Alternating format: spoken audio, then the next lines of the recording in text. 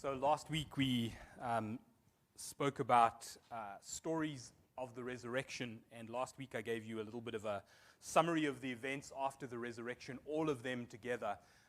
And we're going to keep looking at stories of resurrection until the Sunday after Ascension Day. Ascension Day is a Thursday in May, 40 odd days from Jesus' resurrection, and it just gives us time to spend time understanding some things in terms of what happened after Jesus' resurrection, but also perhaps to look at stories in the Old Testament where resurrection was very clear as well. Today we're going to stay with one of the incidents and events that happens after Jesus' resurrection, but we'll get there in a minute because I'm going to talk to you today about a word Christians don't like to say at all, especially not in public, especially not to someone else, especially not to someone else who's a Christian. But I'm going to say it today because I care about you. It's very difficult for me to say this word. So as you hear me saying it, understand that I feel just as uneasy saying it as you do. Basically because I've been brought up in church and I know what it's like to be a Christian, and this word scares me just as much as it scares you, perhaps. Perhaps as I say the word, it will feel like it's like a fork scratching on a plate. You know, maybe it'll feel like, this is old school for us who were in school when this happened. It'd feel like the teacher running her nails, or his nails, down a blackboard. Or maybe it'll feel like having a taste of lime juice, like a big taste in your mouth, which is really nice, but initially it's like, you feel, it feels awkward. It's going to be a hard word for you to hear, and it's a hard word for me to say, and I'm sorry for the implications of me saying this word to you. This word is not a word we like to face very often, because of the implications of what it says about us as Christians, or us in our walk with Jesus. The word, hold your breath, is, take a deep breath. Are you sitting? Okay, the word is doubt. Doubt. I think if we're all honest with ourselves, especially if we've been Christians for a long time, that's not a word we like to think about. That's not a concept we like to think about, because it implies what we feel is the opposite of doubt. It implies that we don't have what we feel is the opposite to doubt. So often we think the opposite to doubt is faith. I'm going to start by saying that's not true, by the way. Fear is probably the opposite to faith. Faith is not the opposite to doubt. And that's not what's happening in this story. The story I'm going to read in a minute from John chapter 20, verse 24 to 29, is a well-known story in the Gospels. But the person who, apart from Jesus, who's at the center of the story, gets a bad rap.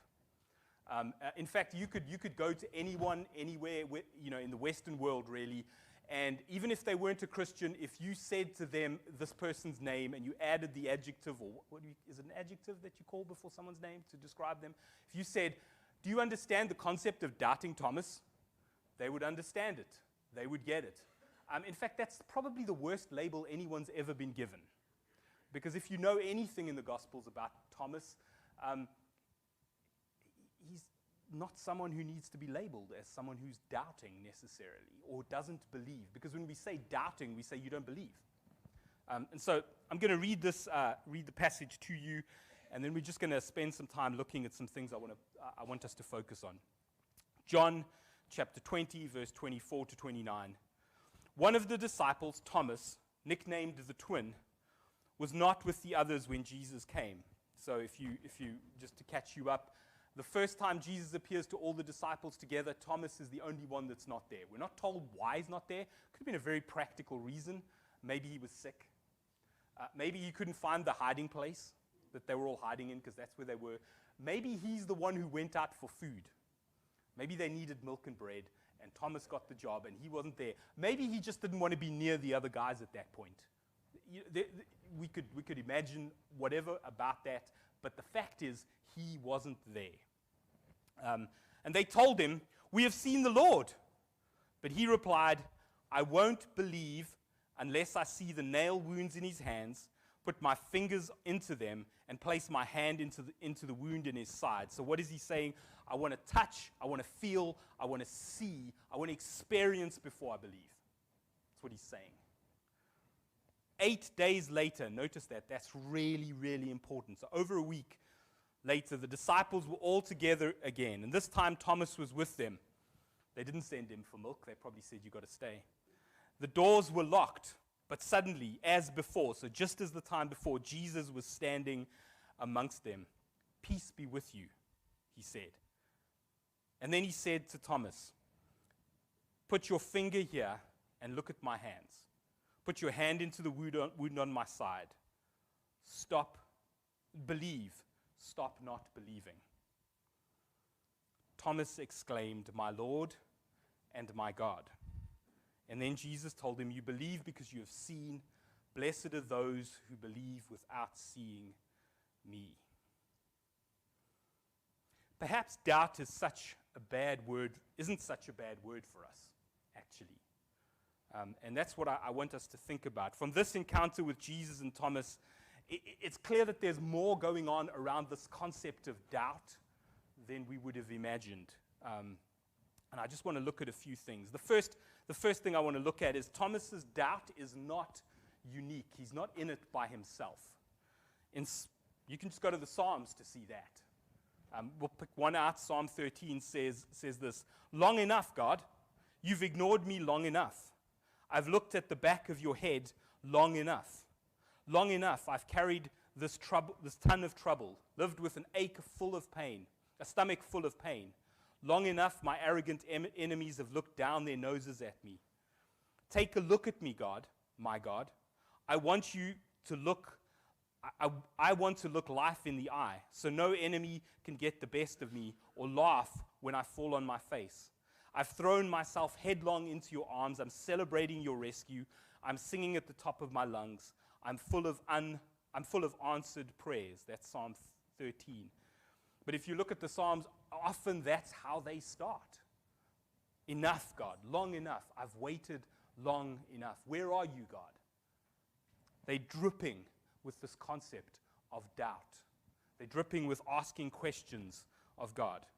But they're not the only ones. The disciples, they get the news that Jesus has risen. Mary comes and tells them. You'll remember the story. Peter and John race to the tomb. They see nothing. They come back. And where are they on that first resurrection day when Jesus actually meets them? They're hiding. Apparently, Mary's declaration meant nothing to them. They're all still very confused, not understanding what's going on. Maybe some of them are doubting. In fact, it says that John believed, but he just goes back to all this confusion and stays there. Thomas isn't alone. The psalmists say it. It happens over and over in the Old Testament. The disciples seem to just ignore what Mary has just told them. And then there's us. There's you and me. And if we're honest, we've all asked those similar questions of God. Where are you? Are you even there? I'm really doubting, God. I don't understand. Are you really with me? We all ask those questions. Maybe we don't like to express that. And maybe if you've grown up in the tradition I've grown up in, actually, we get very concerned when people ask questions when they feel like they're doubting.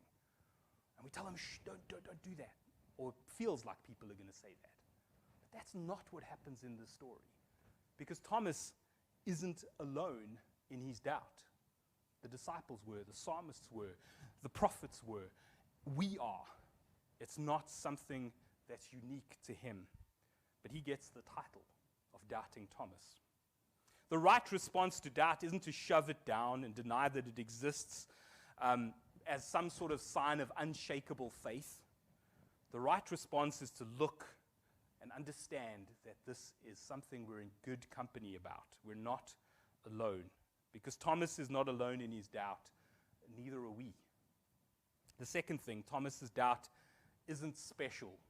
Now, that might sound like I'm saying the same thing twice. And listen to what I'm going to say. Thomas's doubt is the same as the doubt of the other disciples hiding in the room that first time when he wasn't there. He's no worse than they are. He's no better than they are. But he somehow carries more shame than them in our retelling of the gospel stories. His shame is not more than theirs. And you know what? My doubt, your doubt, it's not special. Sorry, if you came to church thinking I was going to tell you were special today, and sorry, if you're watching online too, you're not. Your doubt isn't special, it's normal. It's normal human doubt. It's normal human behavior, it's what humans do. It's how God created us. Thomas isn't asking, by the way, I've always thought that Thomas was asking for something extra, and that's why it's good to see the story as a whole. He's not asking for something special, he's actually not even asking for something the other disciples haven't already had or experienced. Because if you go back to the account just before, 8 days before that, Jesus appears amongst them, says, "Peace be with you," and he goes, "Look at my wounds, look at my hands, look at my side." That's one of the things Jesus says without them asking. He's not saying and asking for anything they haven't already been given. Isn't that interesting? Isn't it interesting that he gets a label and they don't, just because he wasn't there the first week? Very, very interesting. Maybe Thomas is different to us, and maybe he's a little bit different to us because he desires to touch the wounds. But I think he's actually more saying, I just want to experience this, like you've experienced it. I want it to feel real to me. That's really what he's saying. So Jesus had showed up in the locked room before them. He had shown the disciples, his wounds, and Thomas is saying, hey, I want that. If you want me to believe, I want what you have. I want what you've experienced. I don't want it to be any different. I want what you've experienced. He wants this personal encounter with Jesus, just like they've had. I just love that. I love that about him. In fact, John, who wrote this gospel, he loves the idea of personal encounters with Jesus. You read through the Gospel of John, and over again, there's these very, very intimate personal encounters between Jesus and other people. Right at the beginning, in chapter 1, Jesus calls this dude called Philip. And Philip follows him, it seems, without any question. He just follows him. We're not really told why. We can make it up along the way from the other Gospels, but ultimately he follows him without really asking too many questions. A bit later, Philip meets his buddy Nate, or Nathaniel. And he tells him that they found the Messiah, and the Messiah comes from Galilee. And Nate says, can any good come from Galilee? Like he doesn't believe him at all. And you'd think Philip would be full of doubt at that point, and he would try and answer the questions. He would look at his apologetics book. He would try and figure out his doctrine. That's not what he does. He says to him, I don't know the answer, just come and see. Come and see for yourself. And that's the invitation that John gives us over and over again in his Gospels in different ways. Come and see. Come and encounter. Maybe Philip knows something we know but don't always live. It's not about knowing a bunch of facts about Jesus. Those are useful. It's not about how much you know. It's about, do you know him? Do you actually know him? It's not about checking off the right boxes on your doctrine sheet. Those are all great things, and they're really, really important. But it's about having an actual experience with the Son of God. Those things can lead there. But if that's all they are, they're not enough. Because only Jesus is enough. Only Jesus is enough. You see, this is just me thinking from Thomas's perspective and from what I know of him in the Gospels, is that his doubts don't come from a place of not wanting to believe. That's not what he's doing. Why do I know that? Because there's an incident in the Gospels where Jesus has been told, they have to go from one place to another, and they've had trouble there in the past, and so they don't really want to go there. And Jesus says, no, we're going there. And Thomas is the one who speaks up. He says, okay, if we've got to go there, let's just go with him and die.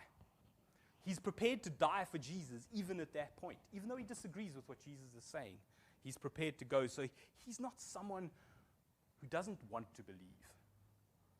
He's just someone who doesn't want to pay lip service to it. He hears the disciples saying Jesus is alive, and he goes, that's great. But I need to experience it first before I'll say I believe it. I need to see, I need to feel, I need to see him. They don't come from a place of I don't want to believe. He's just saying I'm not going to pay lip service to something I can't say that I've experienced yet. When Jesus sees him, notice what Jesus doesn't do. He doesn't say, Thomas, go sit in the corner. He doesn't shame him. He doesn't make him feel bad. He doesn't even give Thomas time to explain himself. He just says, here it is. Touch, feel, do what you got to do to believe. And Thomas doesn't need to do anything. We'll get to that later. Why? Because his doubt isn't special, it's common. It's common. It's common to you and it's common to me. We all doubt things that these truths that we experience that are too far beyond our minds and experience sometimes. We all doubt because God is bigger than us. And we don't know how to fit things into place, and it's natural to do that, especially when things aren't going so well. The other thing about Thomas is his doubts are not wrong, like we would sometimes read this passage. His doubts aren't wrong. Jesus doesn't condemn him, and if Jesus thought what he was doing was wrong, he would have condemned him. He would have started by saying, Thomas, you're sinful. Stop doing what you're doing. We know that Jesus could say that kind of stuff to people, and he did. Also, it's not wrong because when Thomas does have the opportunity to experience Jesus, like his buddies already have had, he does something that none of them have done. In fact, he does something that no one else in the recorded Gospels does. We'll get to that in a minute. There's this untruth that I've been kind of pointing my finger at, especially when it comes to me. In Christianity, and I don't know if that's just in the Western world, but I think it's all over, that somehow doubt is the enemy to faith. You know, that if you have doubts, you don't have faith. You couldn't possibly have faith. That it's almost like doubt is some sort of kind of anti-faith. It's opposite to faith. And like I said, I don't believe it is. And so what we do is we make up these systems of belief to try and remove doubt from our lives. Unsuccessfully, if we're honest. I can only talk about me, really. You know, I've done that. I've tried to put things in place where actually I couldn't possibly doubt anymore, but you know what? They creep in anyway. Because there's part of faith that comes and grows out of me actually facing those things and strengthening that muscle and saying, you know what? I don't fully believe that. Why is it that I don't fully believe that? What is it about that I'm struggling with? But if I'm trying to find ways to kind of just ignore it and push it down, actually those doubts are still going to stay there, no matter how much I try and focus on pushing them down. You know, how do we push them down? We say, well, you've got to do these things. Like following Jesus is a list of things we do. Actually, it's not. It's just following him. You know, there's no possible way that we can live a life without doubt. Can I tell you why? Because what is faith? Faith means I believe in something that it's the evidence of something I haven't seen, is what the Bible says. It's a hope of something that I haven't seen. It's not something, it wouldn't be faith if I was 100% certain about it all the time. There are some things I'm 100% certain about. There are some things in my faith that actually I doubt. Why? Because it's faith. I've got to take it for what Jesus says to me. If Jesus says, I am the way, the truth, and the life, I've got to have faith in that. That doesn't mean I don't hold on to it. That doesn't mean I don't hope in it. That doesn't mean it's not my whole life, and it is. It just means I can't say it's this thing that stops me from doubting. because it's faith. It means I have to take a step of faith. Does that make sense? I don't know if I'm making sense right now. Actually, doubt is part of that. Doubt leads to faith if we allow it. If it's dealt with in our lives properly, I believe it leads to faith. If we treat it like it's the enemy or like it's an alien, actually it becomes more of a problem. But that's not what Thomas does. You know, I think if we were to have a conversation with him one day in heaven, and he's the one I'd want to meet, by the way. If I'd have a conversation with him in heaven, I would ask him, I'd say, well, do you think doubt is part of your faith? Do you think it brought you to where you were? And he would go, yes. I would never be there if I hadn't asked that question. If I'd just paid lip service to it, I may have seen Jesus later, but it wouldn't have been the same. It wouldn't have been my faith. And that's where doubt comes into it. It becomes my faith. You see, I can tell you what I believe, and I can tell you that I'm sure of it, and I can tell you, and I can keep going on, I can give you all the arguments of it, but until it becomes yours, it's not yours, it's mine. And the only way that happens is by the grace of God and me struggling and maybe doubting some things and working them through. So, the thing that I love most about Thomas is that he hears this news from the other disciples. And they say Jesus is risen, and he says, well, until I see it, I'm not going to believe it. And then with them, remember, they're the ones that have seen Jesus' hands and things. They're still hiding 8 days later. They're still hiding 8 days later. Ever notice that in the story? What are they doing with the reality of the resurrection? That two of them have seen by themselves. Mary's seen.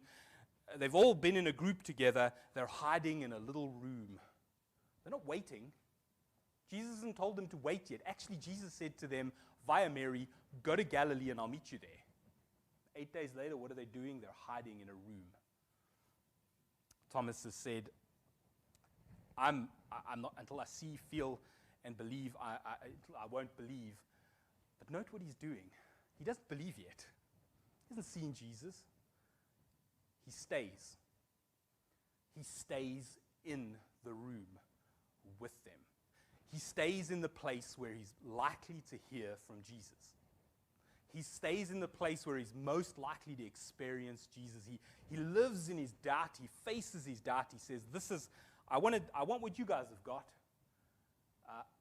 But he doesn't do what I do when I doubt, or what I see so many people do when they doubt. He doesn't hightail it. He doesn't walk out the door and say, well, I'm done. This Christianity thing, I'm absolutely done with it. Because I have this little doubt about this thing, I'm absolutely done. I'm walking away. Because, Christians haven't been, they're all hypocrites, or they say one thing and do something else. That's what imperfect people do, by the way. I have these doubts and I'm not sure, and I'm just going to walk away from it. That's not what Thomas does. He stays in the game. I don't know how he does it. Maybe he was just afraid like all the others, and this was the place to be, but he stays where Jesus can meet him. So if you've got doubts, that's what you do. You stay where you can meet Jesus. That might just be an attitude of saying, you know what, I'm not sure I believe all those things anymore. I'm not sure what that thing is really bugging me, but you know what, I'm still going to go to church. I'm still going to meet with other Christians, because ultimately that's what church is, by the way. It's not coming on a Sunday morning, which is lovely, and let's keep doing it, okay? I think it's worked pretty well for 2,000 odd years. But actually, it's just staying in the game, learning about Jesus, reading your Bible, spending time with Christians, expressing your doubts to others. And that's where it gets hard for us. Because we think if we express our doubts to others, they will shame us and make us feel guilty. And you know what? That's probably true. Some people have done that in the past. But I'd like to think that Bethel isn't that place. That actually someone would listen and say, you know what? I don't really understand why you have that doubt, but I love you anyway. And I'll sit with you in this because I know Jesus will meet you. Maybe not tomorrow. It might take a while, but he will meet you in this doubt. And how do I know that? Because in a little room full of disciples that had seen him 8 days before and was still hiding away, I'm not sure I would hide away. See, I'm already judging them. I'd be running around in the streets. I'd probably still be hiding. Hiding. 8 days later, Jesus appears in exactly the same way. Because what's Thomas asked for? He hasn't asked for something unique. He's asked for something everyone else has had. An experience with a living Jesus. And he appears to them. And in that moment, Thomas's doubt nourishes and builds his faith. Because he's honest. Because he's willing to say, I don't believe, and I won't believe until. He's not setting an ultimatum, by the way, like so many people do. You know, God, if you don't magically move that car out of my way in the next 5 minutes, that's not what Thomas is doing. He's just saying, I'm going to wait, and he stays in that place. He exercises his faith muscles while asking his questions. Maybe I should have just said that. That makes more sense than anything else I've said today. He exercises his faith muscles while he asks his questions. He's honest about his doubt. He says, this is how I think I will believe when I've experienced. And 8 days later, Jesus appears and says, yeah, there they are, touch them. Here it is, put your hand in it. And Thomas, well, doubting Thomas doesn't have to do any of those things. He doesn't need to see Jesus eat anything to see that Jesus isn't a ghost. He just falls on his knees and he says something that no one else in the Gospels says. He is the one who acknowledges that Jesus is God. Take that in for a minute. My Lord and my God. The other disciples didn't say that. Well, at least it's not recorded. John doesn't tell us that that's what they said. He acknowledges Jesus as God. No one else has been so explicit in all of the Gospels about Jesus than Thomas, the one who doubted. The one who doubted. Isn't that interesting? I don't know. That makes me feel so much better when I have my doubts. When I look at the world, and God's told me that he's making everything, that he's saved the whole world, that he died so the whole world could find salvation. That ultimately he's making all the bad things come undone, and all those things that we often say, which are quoted from like Revelation and stuff, and I look at the world and I go, God, I have my doubts. Doesn't look like that. Or maybe I see God working in someone else's life, but I've not felt like he's been working in mine. And I go, God, I have my doubts as to whether you love me or you're even involved in my life. I find this passage, this resurrection story, the most encouraging, because this is the moment that the one who doubts goes from dead to alive like that. Why? Because he was honest and said, I don't believe, and I won't until I've experienced it. And it's just the most beautiful thing. So I don't know where you're at this morning. Couldn't possibly know where you're at this morning. Maybe you don't have many doubts that you don't feel like you can, and you feel like you can cope with them. That's fine. Maybe there are things you really are doubting about your faith. And you really are struggling. They might be involved at how you look at the world or something that's very, very personal to you. Maybe you felt really ashamed about having them because you don't feel like you could express them to anyone and you don't feel like it's right to have those questions. Can I say I'm sorry if you feel that way? You really shouldn't. Because if God is who he says he is, if Jesus is who he says he is, if Jesus is who Thomas says he is, you know what? He can deal with your doubts. He's big enough, I think. I think he can cope. So here's what I want you to do. Number one, I don't want you to feel ashamed Don't feel ashamed. But you need to be honest about it. That's the place you need to come from. That's what Thomas is doing. Face it and admit it. Just be honest with yourself. You don't necessarily have to go up to someone after church in coffee and go, you know, Martha, I just want to tell you I have doubts. If that works for you, if you know someone well enough at church to do that, please do that. But I'm not telling you to go and do that now. Maybe you just need to be honest with yourself in this moment and say, you know what, I do have some doubt. Face it, admit it. Be like Thomas. Use it as a way to express your faith rather than put your faith back. Use it as a way to strengthen your faith. Because I believe that's what doubt does for us if we admit it and face it. And then if we do what Thomas did, if we stay in the game. Because so many people stop at the first thing I said. They have doubts, so they admit it and they're honest about it, and then they walk away. And it's like that, I'm done. You know, they don't stay in the game. They don't stay curious. They don't stay honest. Well, they stay honest, but they just move away from it. You have to stay curious. That's what I like about Indiana Jones, by the way. And that's how I link it. Is Indiana Jones in the movies, if you've ever watched them, he's not necessarily a believer, and they've got so many Christian themes going through all the movies. He's not necessarily a Christian, but what he does the best is he stays open and curious to what's going on around him. And especially if you've watched the third one, you'll understand what I mean. Where he's got to get to that point where he has to take a leap of faith. And he doesn't believe it, but he does, because that's what you've got to do. You've got to stay in the game. How do you stay in the game? Keep meeting with other Christians. Keep communicating with God. Keep praying. Keep telling him how you feel. Keep asking. Keep saying to him, well, I'm doubting at this moment, but you know what? That flower in the garden, it's amazing. Thank you for that flower. Start somewhere. Stay in the game. Keep coming to church. Keep being honest.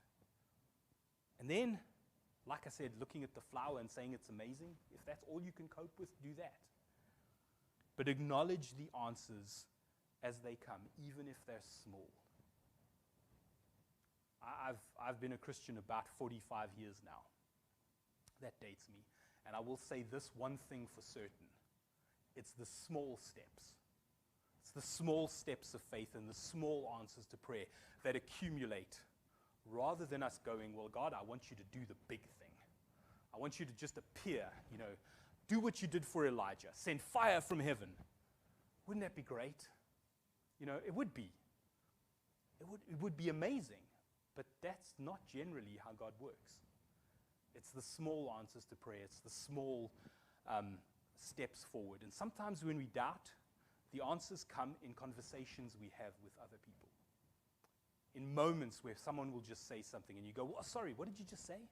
Or you walk away from it and you reflect on the thing that person just said, and suddenly you realize that might have just been God saying, you've asked that question, this is the answer, or part of the answer.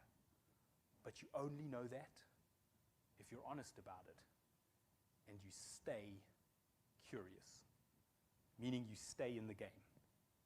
You stay in the game. And as Christians, most of us would have been Christians for a very, very long time, and there are things we're absolutely certain about. Jesus died on the cross for my sin, and he came back to life so that he could prove that he could do what he did on the cross was not just for me, but for everyone. And I can come to him and he'll offer me his grace. He already has. I believe that without a shadow of a doubt. But there are other things I struggle with, and I know that all of us do. God says, just stay in the game. The answers will come. They might not come in the way you expect, and they might be in small increments, but just keep walking rather than walk away. Stay open to what God is saying. Stay curious. Trouble is, often we'll be honest, and that's where our curiosity stops. Actually, sometimes as Christians, we've been Christians for a long time, we get to a point where our curiosity stops too, and we're sort of immovable. God could not possibly say anything more new to me about this. Actually, God God is speaking all the time if we would just listen. He could be speaking through nature, through the word, like that's why he speaks primarily to us.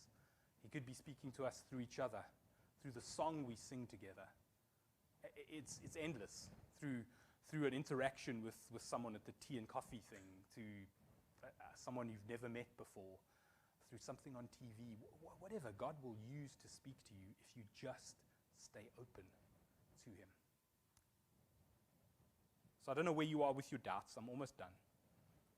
Maybe it's time to face them. But as you do, realize that you're not by yourself, because we all have them. And realize that there are people that will listen and not judge. I know that's what this church is like. And that's why you need to stay where you are. Stay in the game. I can't express it any better than that. Stay in the game. Don't have your doubts and walk away. That's not the answer. That's just like closing yourself up.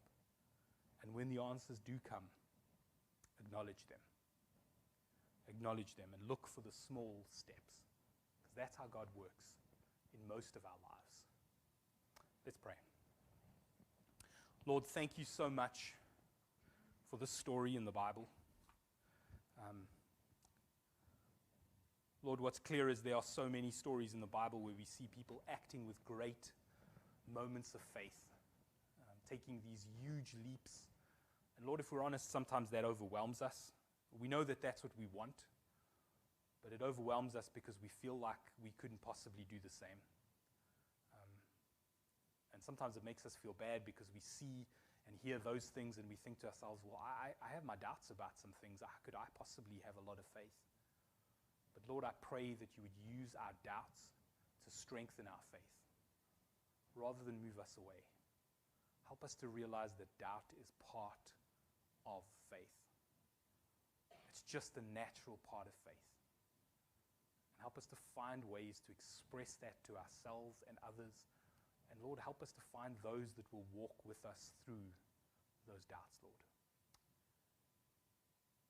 In Jesus' name, amen.